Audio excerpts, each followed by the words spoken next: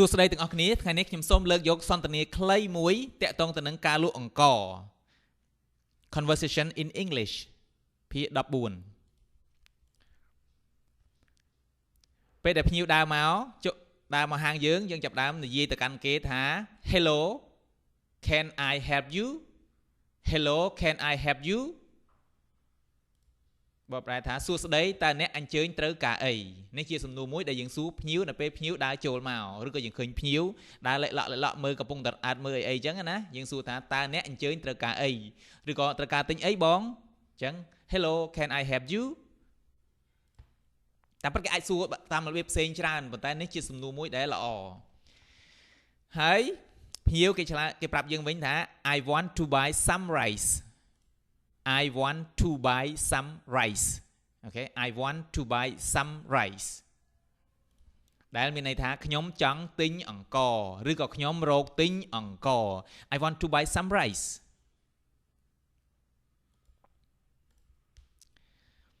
ដល់ពេលអញ្ចឹងទៅយើងចាប់ផ្ដើមសួរគេថា What kind of rice do you want What kind of rice do you want តើអង្ករតើអ្នកចង់បានអង្ករអីតើអ្នកចង់បានអង្ករអីឬក៏អ្នកចង់បានអង្ករប្រភេទណាអញ្ចឹង What kind of rice do you want តើគេឆ្លើយថា I want the Somali I want the Somali អានថា I want the Somali អញ្ចឹងបកប្រែថាខ្ញុំចង់បានប្រភេទ Somali ឬក៏ខ្ញុំចង់បានអង្ករ Somaliបន្ទាប់មកគេចាប់ដើមសួរ How much does this one cost How much does this one cost How much does this one cost តើមួយនេះតម្លៃប៉ុន្មានគេឃើញអាមួយណាដែលគេពេញចិត្តគេចាប់ដើមសួរថាតើមួយនេះតម្លៃប៉ុន្មាន How much does this one cost How much does this one cost តើមួយនេះតម្លៃប៉ុន្មានទៅម្ចាស់កន្លែងអ្នកលក់ហ្នឹងប្រាប់គេវិញថា it costs 3,000 real it costs 3,000 real អញ្ចឹងវាមានតម្លៃ 3,000 real អញ្ចឹងតាមពិតវិធីហៅនិយាយថា 3,000 real 3,000 real ហ្នឹងមានតាមច្រើនតាមសំឡេងប្រទេសនីមួយៗឬក៏របៀបនៃការនិយាយភាសាអង់គ្លេសមានច្រើននៅក្នុងនេះ 3,000 real ក៏បាន 3,000 real ក៏បានប៉ុន្តែចំណាំតែមួយមុខចុះស្រួល 3,000 real បើប្រែថា 3,000 It costs 3,000 real វាមានតម្លៃ 3,000 real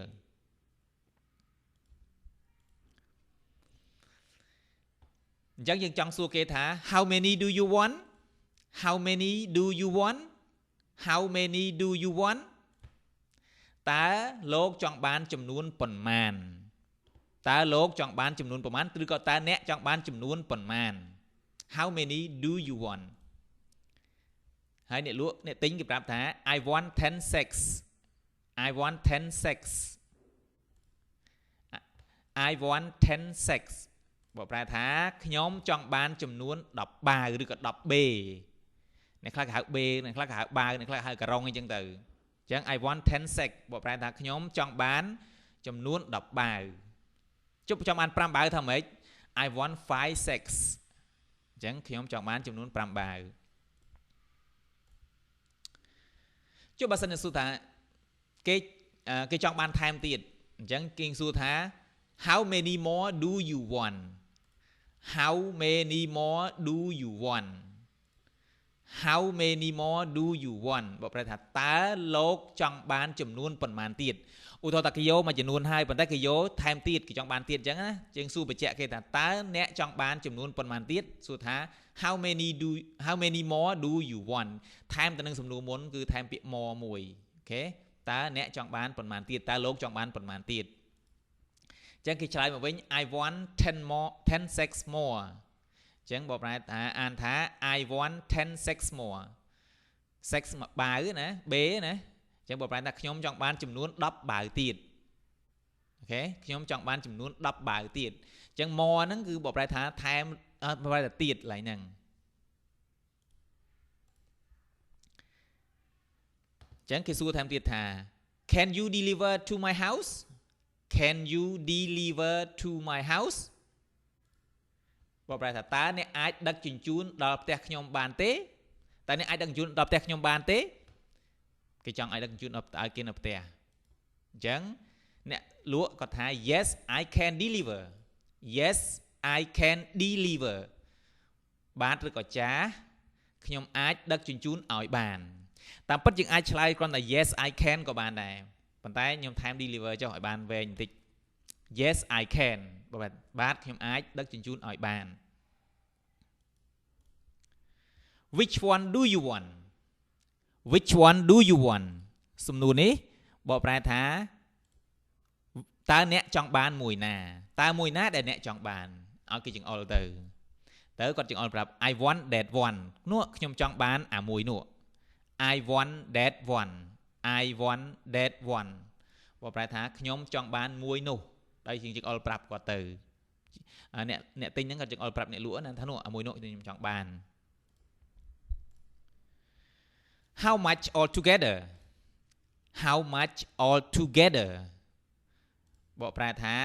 តើទាំងអស់តម្លៃប៉ុន្មាននេះគឺយើងសួរថាតើសរុបទៅអស់លុយអស់ថ្លៃប៉ុន្មានឬក៏សរុបអស់ប៉ុន្មាន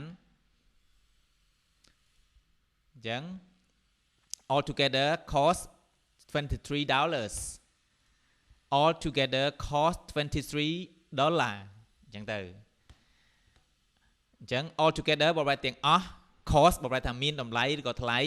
$23ទាំងអស់តម្លៃ$23អូខេសំណួរនេះយើងអាចសួរឧបមាថាយើងទៅញ៉ាំអីជុំគ្នាអញ្ចឹងយើងសួរថាអ្នកលក់ទាំងអស់ប៉ុន្មាន how much all together អូខេអ្នកលក់ទាំងអស់ប៉ុន្មានឲ្យគិតលុយណាគិតទាំងអស់ខ្ញុំចេញទាំងអស់ហ្មងអញ្ចឹង how much all together តើទាំងអស់តម្លៃប៉ុន្មានឬក៏ទាំងអស់នេះប៉ុន្មានស្នុកចេញលុយអញ្ចឹង all together cost $23 ទាំងអស់តម្លៃ$23អញ្ចឹង$23គឺ$23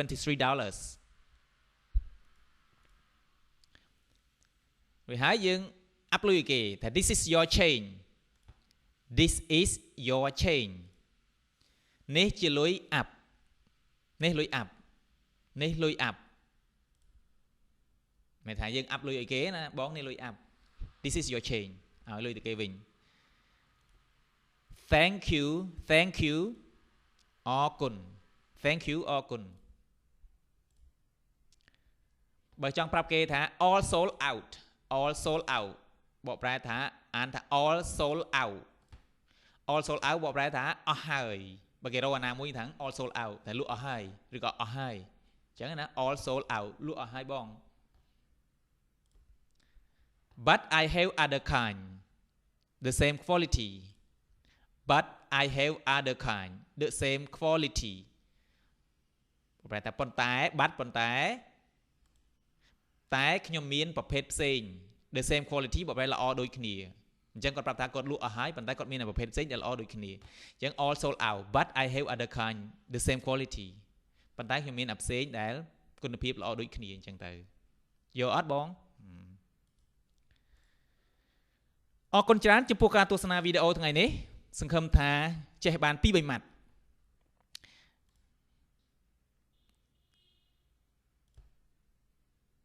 ដើម្បីទទួលបានវីដេអូបន្តទៀតសូមចុច Subscribe ប៉ុន្តែបើ Subscribe ម្ដងហើយវានឹងទទួលបានវីដេអូថ្មីៗនៅពេលដែលខ្ញុំផុសបន្តទៀតវានឹងឃើញ